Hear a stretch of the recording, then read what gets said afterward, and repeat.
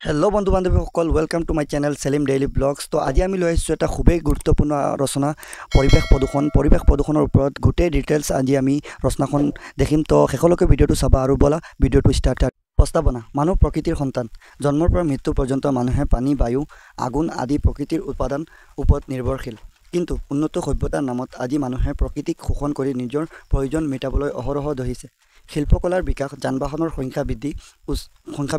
বন উচ্ছেদ ৰাসায়নিক পদাৰ্থৰ অসাজিত ব্যৱহাৰ আদিৰ কাৰণত সমগ্ৰ বিশ্বত পৰিৱেশৰ সমতাৰ ভংগ হৈছে এই সমতাৰ ভংগকেই পৰিৱেশ প্ৰদূষণ বুলি কোৱা হয় আজিৰ দিনত পৰিৱেশ প্ৰদূষণ হৈছে বিশ্বমানৰ আগত এক গুৰুত্বপূৰ্ণ সমস্যাৰ নাম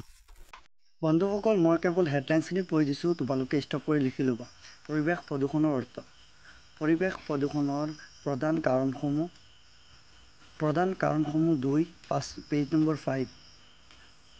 প্ৰদূষণৰ প্ৰকাৰ বায়ু প্ৰদূষণ পেজ নম্বৰ 6 পানী প্ৰদূষণ পেজ নম্বৰ 7 মাটি প্ৰদূষণ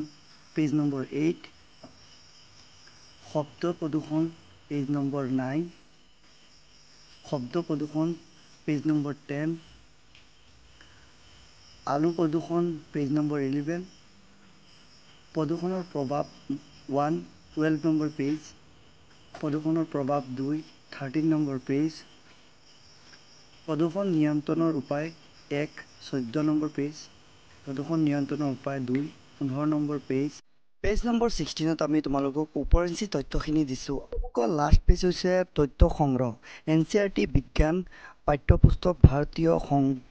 সংবাদপত্ৰ আৰু পত্ৰিকাৰ পৰা আমি সংগ্ৰহ কৰিছোঁ আৰু লগতে কিছু তথ্য আমি ইণ্টাৰনেটৰ পৰা সংগ্ৰহ কৰিছোঁ গতিকে তোমালোকে যদি বেলেগ কোনোবাৰ পৰা সংগ্ৰহ কৰিছে ইয়াত লিখি ল'বা ভিডিঅ'টো ভাল লাগিলে তোমালোকে ছাবস্ক্ৰাইব কৰিবলৈ নাপাহৰিবা